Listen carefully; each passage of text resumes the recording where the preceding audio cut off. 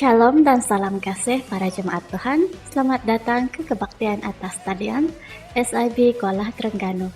Kita bersyukur karena masih diberikan kesempatan untuk beribadah bersama-sama.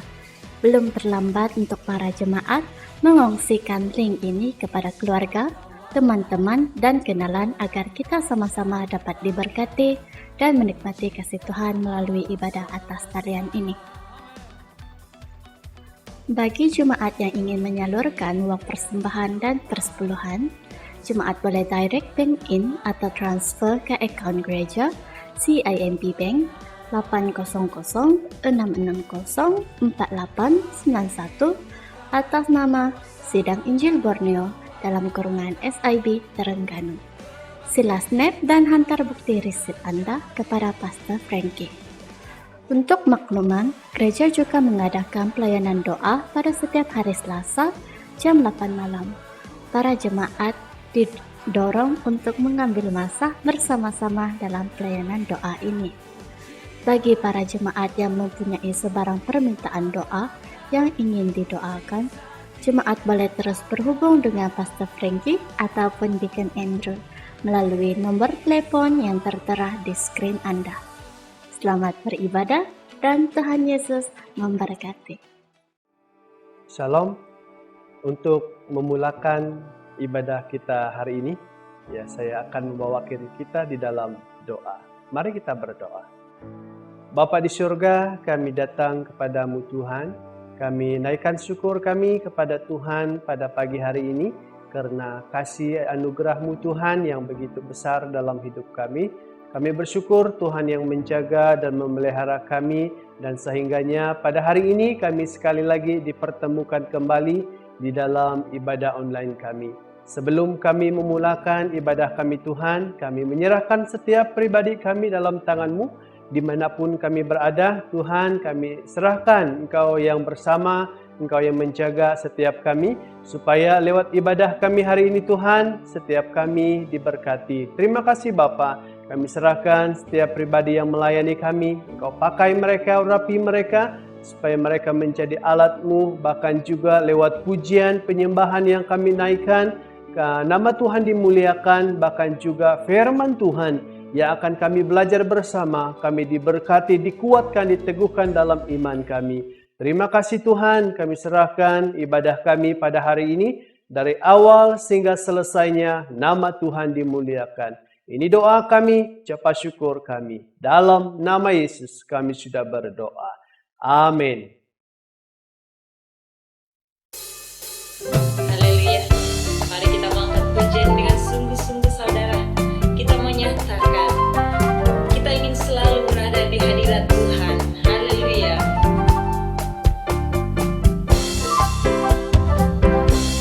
Aku ingin selalu berada di hadirat-Mu. Glory. Aku ingin selalu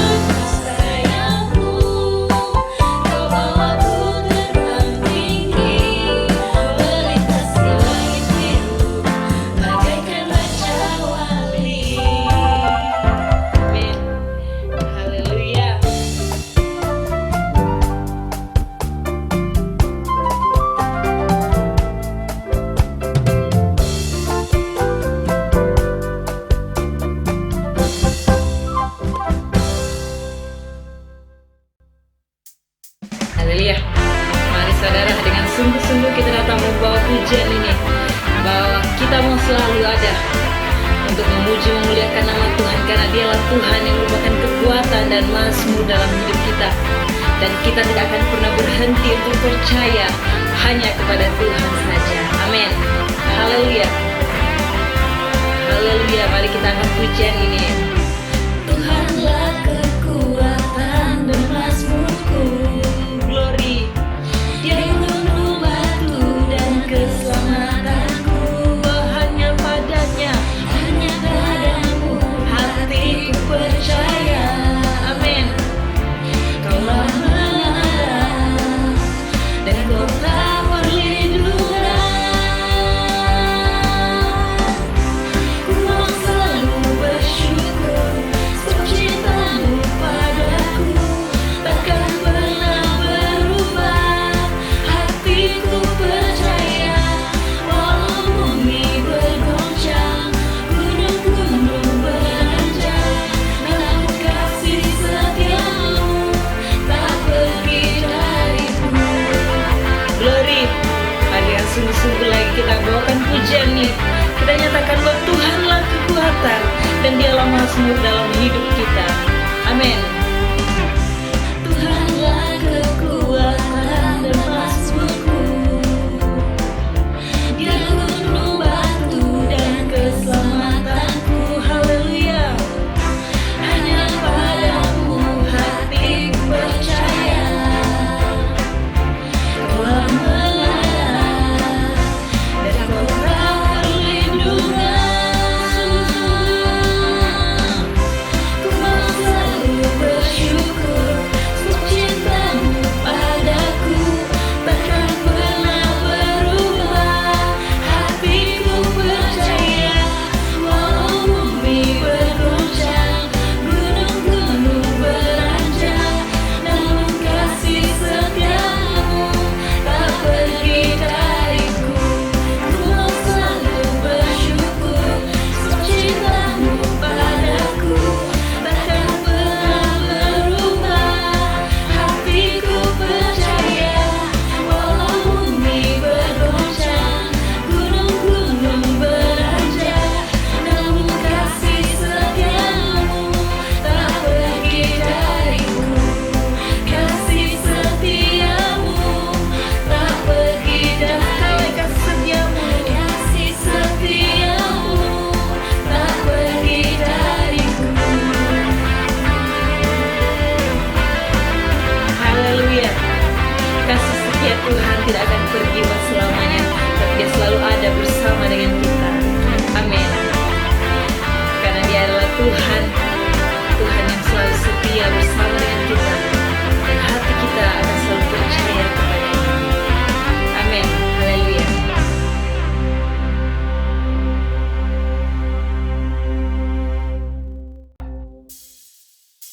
Ya saudara, mari dengan hati yang penuh dengan sungguh-sungguh kita membawa pujian dan penyembahan kita ke hadirat Tuhan. Kita menyatakan bahwa sungguh ajaib kasih-Mu Bapa. Amin. Bahkan dengan kasih-Nya sudah memulihkan dan memampukan setiap hidup kita sampai saat ini. Haleluya. Sungguh ajaib kasih Bapa-Ku yang menerimaku dan memulihkanku. Haleluya. Nyawanya diserahkan bagiku, membayar dosaku supaya ku hidup. Setiap ku ingat akan pengorbananmu, penanggunganmu selalu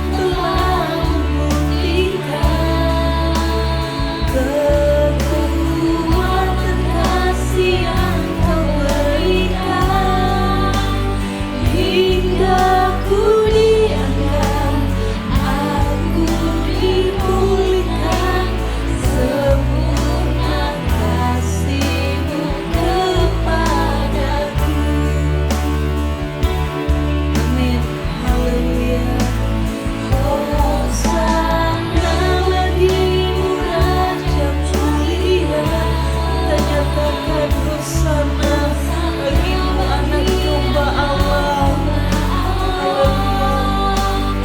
Engkau ditinggikan dari segalanya, Engkau Bapa Tuhan dan Rajaku.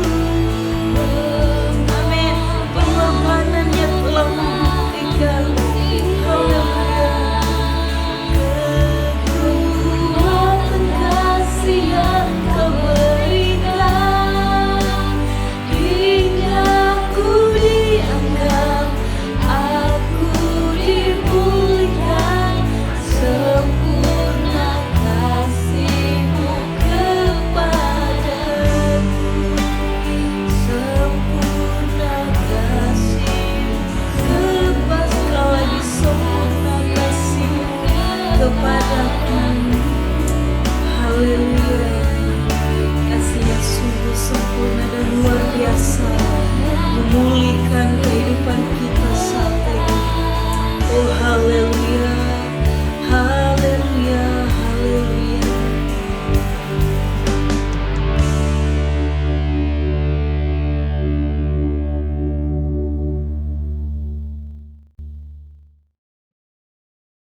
Shalom, selamat pagi saya ucapkan kepada kita semua, jemaat Tuhan, dimanapun kita berada. Saya percaya kita senantiasa bersemangat, bersuka cita dalam kehidupan kita, dan apapun yang kita kerjakan dalam hari-hari yang telah kita lalui, dan pagi ini kita bersyukur karena kita punya kekuatan untuk dapat bersama memuji menyembah Tuhan, bahkan untuk mendengar firman Tuhan. Jadi hari ini saya bersyukur karena saya punya kesempatan sekali lagi untuk bersama-sama dengan kita dalam ibadah hari ini untuk berkongsi firman Tuhan. Jadi untuk hari ini saya akan membawa kita melihat bahagian firman Tuhan yang akan sama-sama kita belajar untuk kita lebih mengerti apa yang Tuhan inginkan dalam hidup kita. Di mana saya akan membawa kita melihat dalam firman Tuhan yang terdapat di dalam Yeremia 13 ayat 1 sampai 11. Saya akan membacakan firman Tuhan ini, Yeremia 13, ayat 1 hingga ayat yang ke-11. Firman Tuhan berkata, sarung pendek daripada kain linen. Ayat 1, Tuhan menyuruh aku pergi membeli sarung pendek daripada kain linen lalu memakainya. Tetapi Dia melarang aku mencelupkannya ke dalam air. Ayat 2, oleh itu aku pergi membeli sarung pendek itu lalu memakainya. Kemudian Tuhan berfirman kepadaku lagi, pergilah ke sungai Efrat dan sembunyikan sarung pendek itu di celah bukit batu. Kemudian aku pergi menyembunyikan sarung pendek itu dekat sungai Efrat. Ayat 6, beberapa waktu kemudian Tuhan menyuruh aku pergi lagi ke sungai Efrat untuk mengambil sarung pendek itu. Maka aku pergi lalu mengeluarkan sarung pendek itu daripada tempat aku menyembunyikannya. Ternyata sarung itu telah lapuk dan sama sekali tidak berguna lagi. Ayat 8, kemudian Tuhan berfirman kepadaku lagi, begitulah caranya aku akan bertindak terhadap penduduk Yehuda dan Yerusalem. Aku akan menghancurkan keangkuhan mereka. Bangsa yang jahat ini tidak mahu taat kepadaku. Mereka masih degil dan jahat seperti dahulu. Mereka beribadat dan mengabdikan diri kepada tuhan-tuhan lain. Itulah sebabnya mereka akan menjadi seperti sarung pendek yang tidak berguna itu. Ayat 11 terakhir. Sebagaimana sarung pendek terikat erat pada pinggang pemakainya, demikianlah maksudku bagi umat Israel dan Yehuda, supaya terikat erat kepadaku.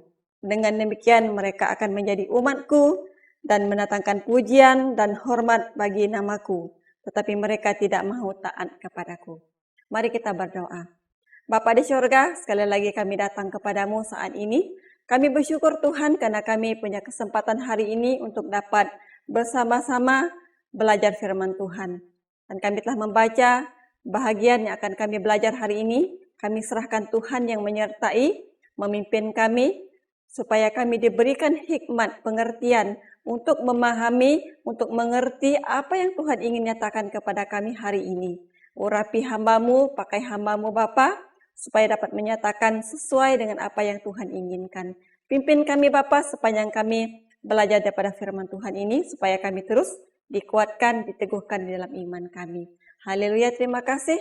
Terpuji namamu, ini doa kami. Dalam nama Yesus Kristus kami berdoa dan bersyukur. Amin.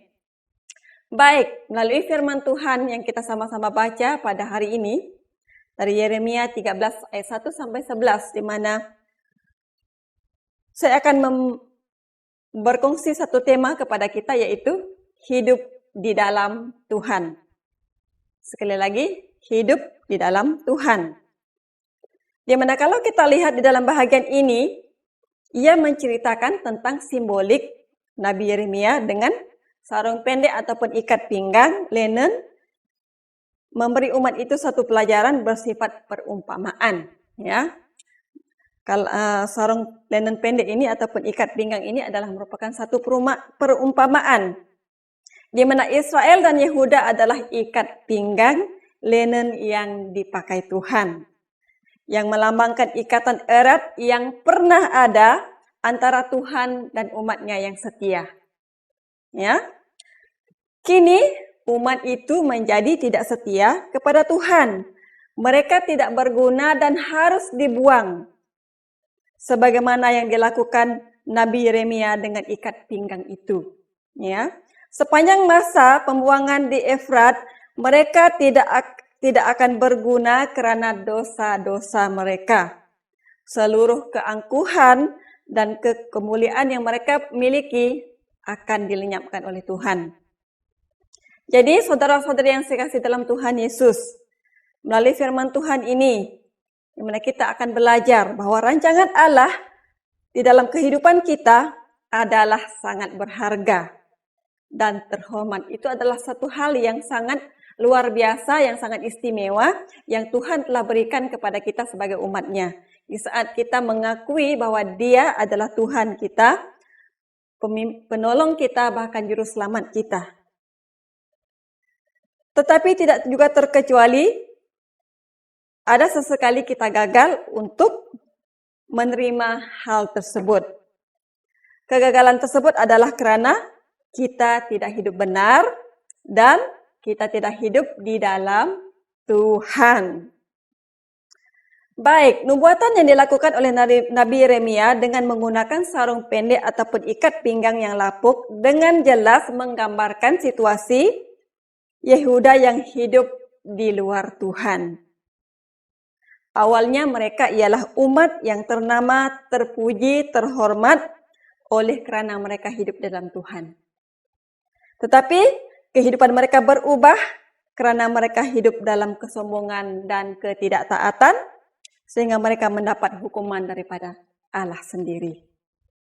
Oleh itu, saudara-saudari, teman-teman yang saya kasih dalam Tuhan Yesus, sebagai orang percaya ataupun sebagai umat Allah, kita harus hidup di dalam Tuhan. Mengapa kita harus hidup dalam Tuhan? Supaya kita sentiasa mendapat keuntungan-keuntungan yang seperti yang tertulis dalam kitab Yeremia dalam bahagian ini. Baik, apa keuntungan yang kita akan terima jika kita hidup dalam Tuhan? Saya akan kongsikan dua perkara. Pertama adalah supaya hidup kita selalu baik. Kita lihat di dalam ayat yang ke-7, ya. Supaya hidup kita selalu baik.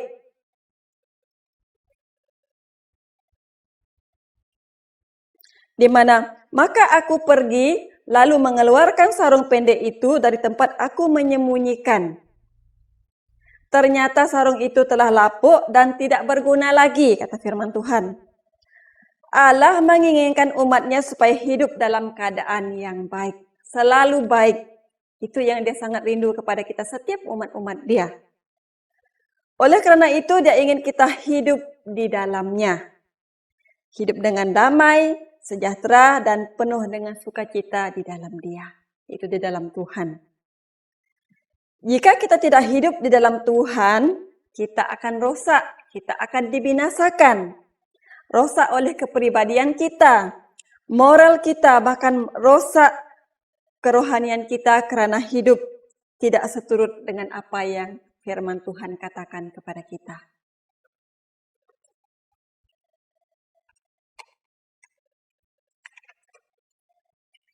Contoh, mungkin ada kita yang mempunyai posisi ataupun kedudukan yang agak baik, yang sangat baik yang Tuhan telah berikan, tetapi kita salah guna.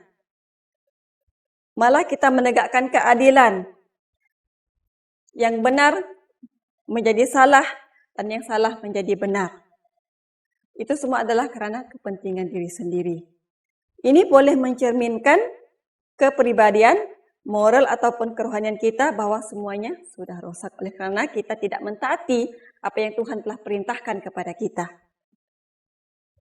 Hidup kita selalu baik juga bukan saja kita bebas dari hal-hal yang boleh membinasakan kita, tetapi juga selalu baik apabila Tuhan selalu melindungi kita, di mana kita selalu di dalam perlindungannya Tuhan.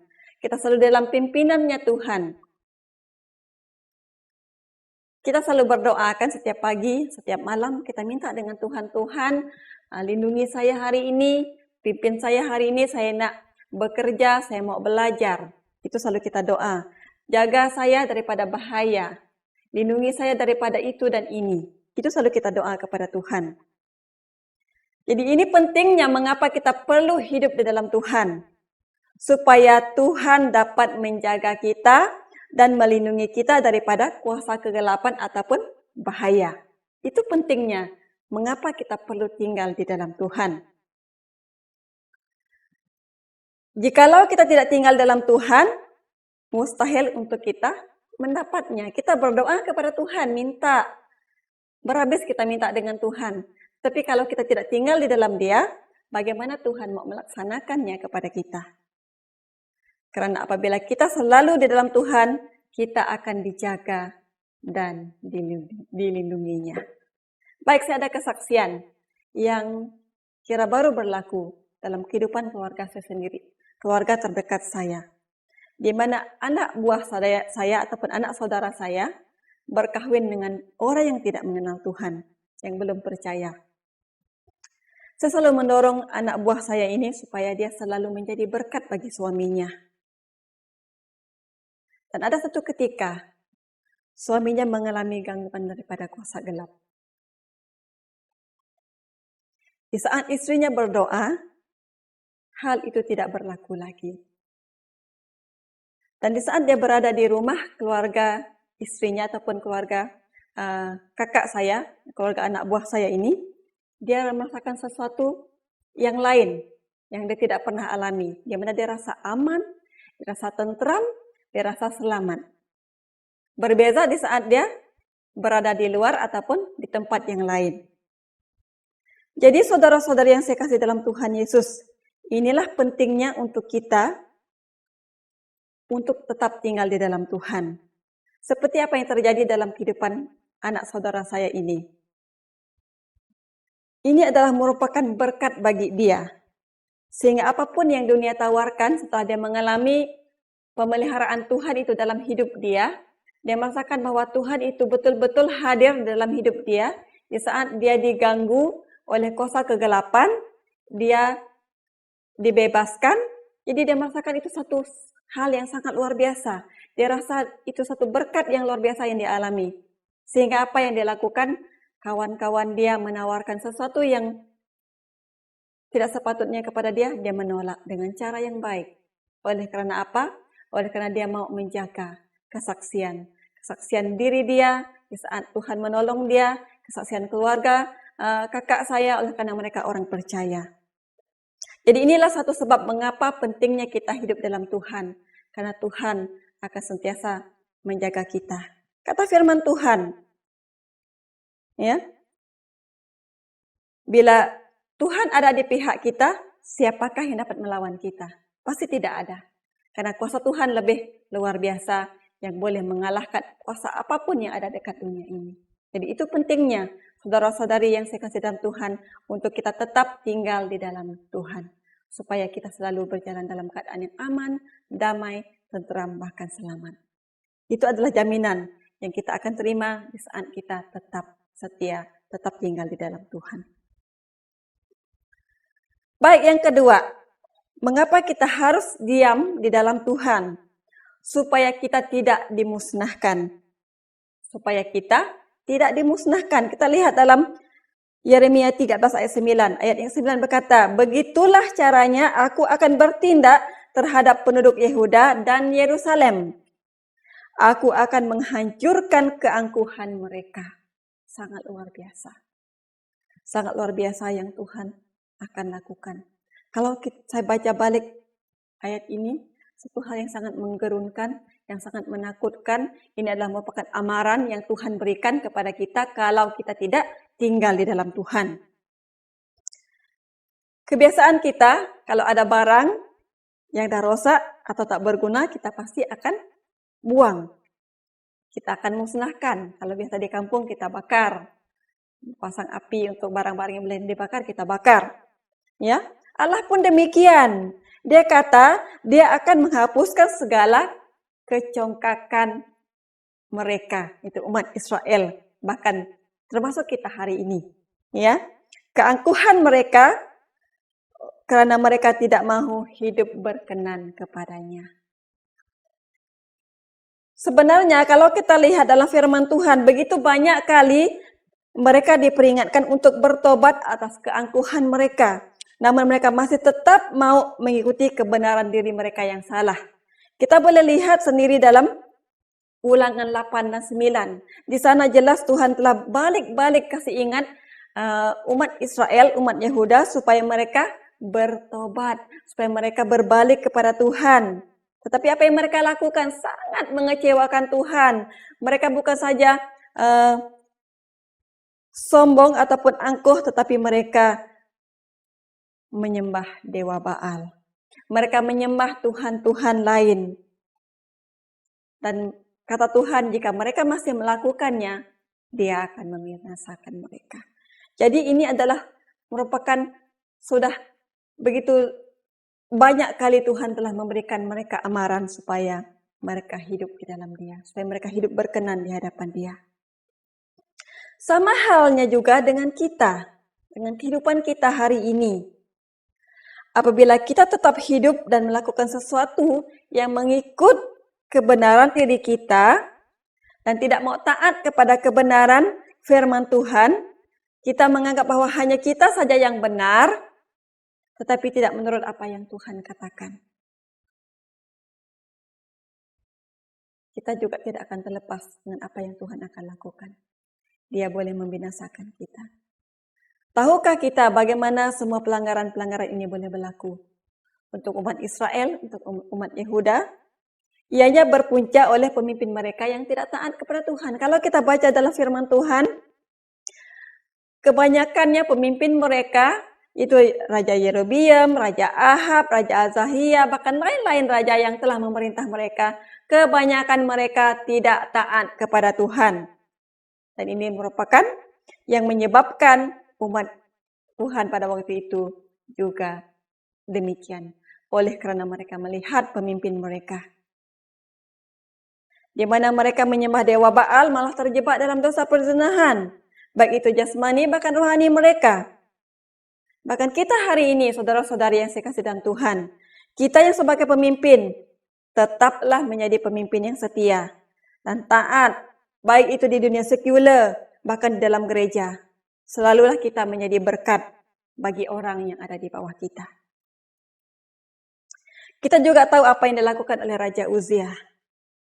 Tuhan tidak suka dengan orang yang sombong dan lupa dirinya siapa. Kita lihat Raja Uzziah. Dia sangat diberkati Tuhan di awal pemerintahannya. Walaupun dia seorang raja yang sangat muda, tetapi Tuhan memberkati dia dalam pemerintahannya. Tetapi di saat dia sudah naik menjadi orang yang ternama, dia sudah lupa diri. Dia sudah lupa Tuhan yang memberkati dia. Yang memberikan posisi kepada dia. Sehingga apa? Dia mau melakukan persembahan di mesbah Tuhan. Yang sepatutnya bukan tugas dia. Jadi itu merupakan hal yang sangat membuatkan Tuhan merasa kecewa dengan dia. Saudara-saudara yang saya kasih dalam Tuhan Yesus, tetaplah hidup dalam Tuhan supaya kita tidak dimusnahkan. Karena di luar Tuhan, kita senang untuk diserang oleh bermacam-macam hal yang ada dalam dunia ini. Yang boleh menjatuhkan, melemahkan iman percaya kita kepada Tuhan. Sebagai orang yang telah menerima keselamatan, tetaplah hidup di dalam Tuhan supaya kita menerima keuntungannya. Berkat yang dinyanyikan Tuhan, hidup kita tetap baik dan tidak dimusnahkan. Tetaplah pelihara kasih karunia yang Tuhan berikan kepada kita supaya kita tidak dibinasakan. Ya, ingat apa yang Tuhan katakan. Jadi aplikasinya untuk kita hari ini, apa yang kita belajar daripada firman Tuhan ini? Kalau kita lihat dalam Yeremia 13 ayat 1 sampai 11 ini, ia sama dengan Yohanes 15 ayat 1 sampai 10. Itu Yesus pokok anggur yang benar. Di mana apa yang Tuhan inginkan kepada kita hari ini, saudara-saudari, bahwa Dia mau kita menghasilkan buah. Allah mengharapkan agar kita menghasilkan buah yang dimaksudkan adalah quality, ya. Quality dari iman percaya kita kepada Kristus, bukan hanya sekadar jumlah ataupun kuantitinya, sehingga kita dapat memuliakan Tuhan. Di mana kita memiliki hidup dan kasih kepada Kristus. Itu yang penting. Dan kita harus hidup dalam Dia, itu hidup dalam Tuhan. Setelah seseorang itu percaya kepada Kristus dan menerima pengampunan dosa, dia menerima hidup kekal dan kuasa untuk tetap tinggal di dalam Kristus.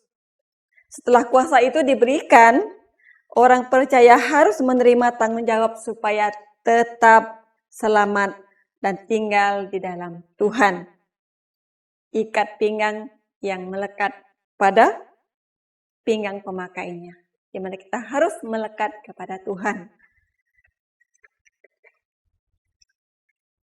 Kita harus memelihara firman Tuhan dalam hati kita, dalam pikiran kita, dan menjadikannya penuntun hidup kita. Setiap hari kita membaca firman Tuhan, pagi, malam, mungkin setiap waktu kita ada kesempatan kita akan membaca firman Tuhan. Karena firman Tuhan penting. Firman Tuhan adalah pelita bagi kaki kita dan terang bagi jalan-jalan kita. Seperti kata pemazmur. Kita tak akan dapat menjalani hidup kita dengan sebaik mungkin jika kita tidak tinggal di dalam Tuhan. Di dalam firman Tuhan juga berarti tinggal di dalam Tuhan itu sendiri. Seperti kata firman Tuhan dalam Yohanes 1 ayat 1. Kalau kita tinggal di dalam firman Tuhan, maka kita tinggal di dalam Dia. Sebab Tuhan kita adalah firman. Firman adalah Tuhan sendiri. Baik, saudara-saudari yang saya kasih dalam Tuhan Yesus.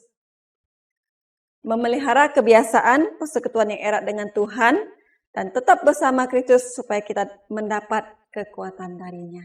Kenapa kita perlu tetap dalam Tuhan? Supaya kita selalu dikuatkan. Apapun datang, melanda dalam hidup kita, kita tidak akan pernah lemah, kita tidak akan pernah goyah, sebab Tuhan adalah penopang kita. Tuhan adalah kekuatan kita dalam kehidupan kita. Jadi, tinggallah di dalam aku, kata Tuhan, sebab di luar aku kamu tidak dapat berbuat apa-apa. Kata Tuhan kepada kita.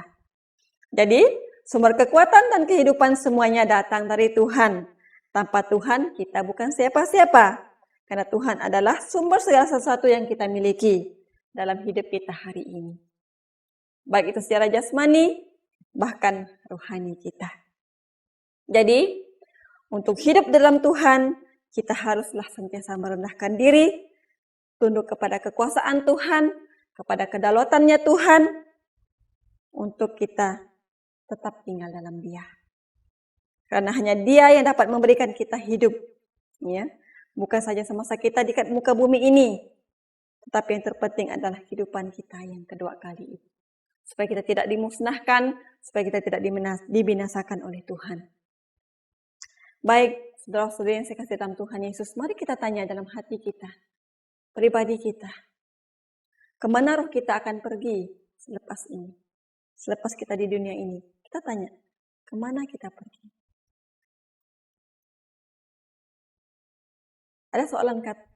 Ada dua soalan pertanyaan kepada kita. Seandainya kita meninggal dunia hari ini, adakah kita yakin pasti masuk surga? Kedua, seandainya kita meninggal hari ini, kita masuk berjumpa dengan Allah. Adakah Allah mau menerima kita? Jadi, kita tanya juga kepada diri kita, adakah nama kita tercatat menjadi anak Allah atau ahli waris kerajaannya? Jawabannya dan keputusan terletak pada diri kita sendiri. Namun saudara-saudari, saya mendorong kita semua supaya apapun yang kita alami dalam kehidupan kita hari ini, tetaplah kita tinggal dalam Tuhan. Sebab Tuhanlah sumber kekuatan kita, Tuhanlah sumber kehidupan kita. Bukan saja semasa kita ada di muka bumi ini, tetapi pada kehidupan yang kedua kali nanti.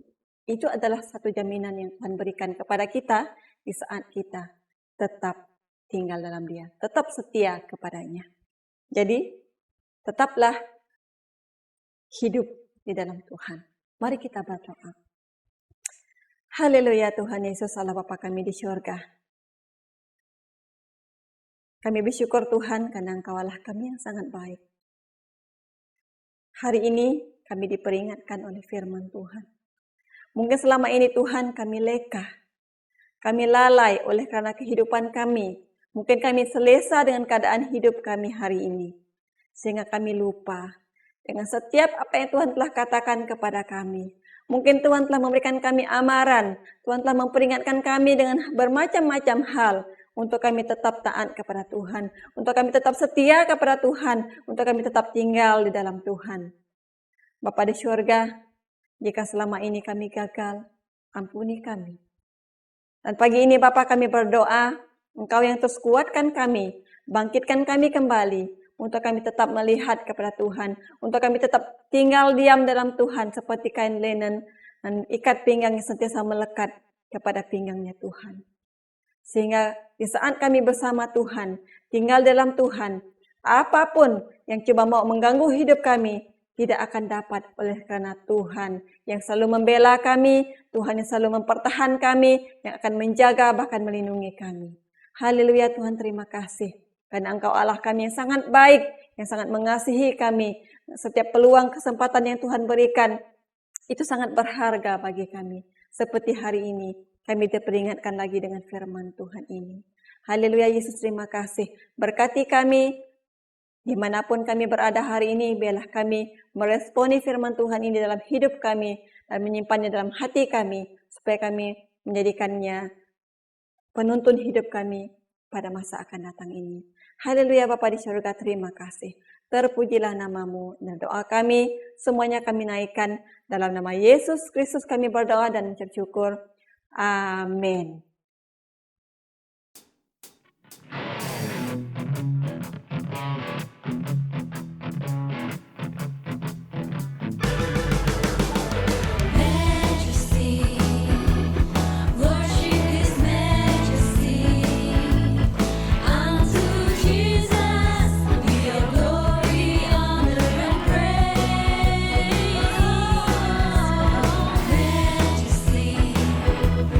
Kingdom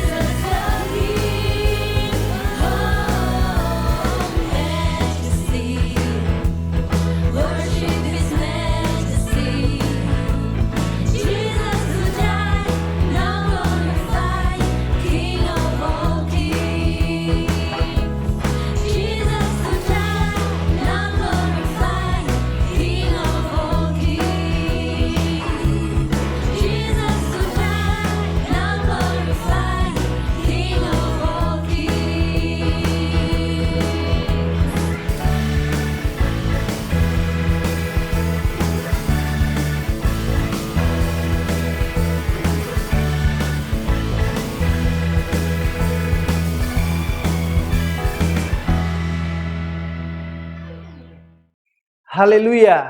Kita sudah bersama belajar dan mendengar firman Tuhan, bahkan juga kita telah memuji dan memuliakan Tuhan. Ya, puji Tuhan karena Tuhan menjaga kita dan memelihara setiap kita. Dan untuk menutup ibadah kita hari ini, sekali lagi saya akan membawa kita di dalam doa. Ya, mari jemaat Tuhan kita sama-sama berdoa dan saya pimpin kita di dalam doa. Bapa di surga, kami sekali lagi bersyukur kepadamu karena kekuatan yang Tuhan berikan untuk kami bersama pada hari ini dalam kami bersama ibadah secara online. Terima kasih Tuhan karena kekuatan yang Kau berikan. Kami bersyukur Tuhan, pujian, penyembahan yang kami naikkan semuanya adalah untuk kemuliaan Tuhan. Bahkan juga firman Tuhan yang telah kami belajar bersama. Kiranya Tuhan Roh Kudus-Mu yang terus bekerja, berbicara dalam pribadi kami, supaya kami lebih lagi mengerti, memahami akan sabda kebenaran-Mu ya Bapa. Berkati setiap jemaat-jemaat-Mu dimanapun bersama hari ini di dalam ibadah kami. Tuhan, Kau memberkati mereka dimanapun mereka berada. Terima kasih Bapa, berkati setiap teman-teman kami yang telah terlibat di dalam pelayanan pada hari ini. Tuhan, Kau terus mengurapi mereka dan terus memberkati dan pakai mereka terus di dalam pelayanan mereka pada masa yang akan datang. Terima kasih Bapa. Sekali lagi kami bersyukur atas penyertaan pimpinan Tuhan untuk kami di dalam ibadah kami pada hari ini. Haleluya. Terpujilah namamu. Ini doa kami, ucapan syukur kami. Di dalam nama Yesus kami sudah berdoa. Amin.